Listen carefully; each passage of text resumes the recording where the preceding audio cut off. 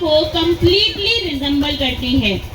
हमारी भारतीय संस्कृति में भी कहा गया है यत्र नार्यस्तु पूज्यन्ते रमन्ते तत्र देवता, अर्थात जहाँ नारी की पूजा की जाती है, जहाँ नारी को पूजा जाता है, देवता वहाँ वास करते हैं, यानी कि देवता वहाँ उपस्थित होते हैं। माँ Durga is not just a mythological figure, she is the living strength in every woman who faces challenges with courage. As a mother, she nurtures. As a daughter, she brings joy. As a teacher, she guides with wisdom. And as a leader, she inspires the change. जब हम माँ दुर्गा की पूजा करते हैं तो हमें यह स्त्री उस देवी रूप में देखना चाहिए, यानी कि हमें हर स्त्री को देवी रूप में देखना चाहिए, ना कि बस कुछ दिन, ये 9 दिन जो नवरात्रि के होते हैं उस दिन हम माँ दुर्गा की पूजा कर लेते हैं, उसके बाद हम इस चीज से दूर हो जाते हैं कि हाँ चलो बाकी सारी चीजें ठीक हैं।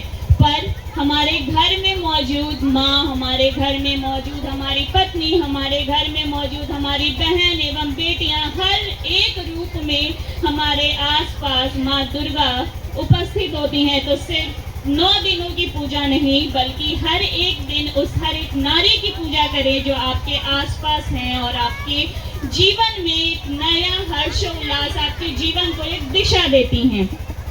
नवरात्रि के 9 दिन माँ दुर्गा के 9 रूपों की पूजा की जाती है। These 9 forms are not just religious stories but also life lessons. They teaches us to be patient like Shailputri, disciplined like Brahmacharini, brave like Kalratri, and wise like Siddhiratri.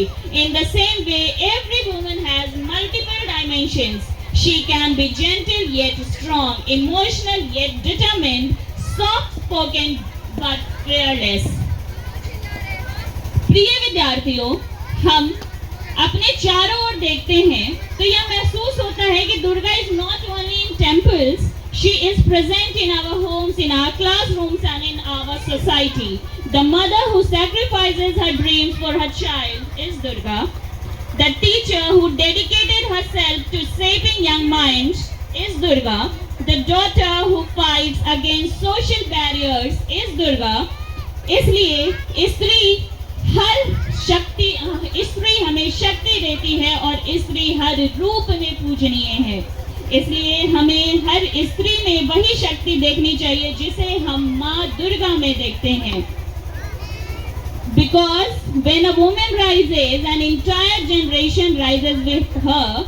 Therefore, respect women, empower women, and recognize the goddess within them. याद रखिए, नारी केवल परिवार की नहीं बल्कि पूरे समाज की आधारशिला होती है। So on this Navratri, let us not only worship Ma Durga with rituals, but also honor the living Durga around us, our mother, sister, wives, teachers, and even the daughters.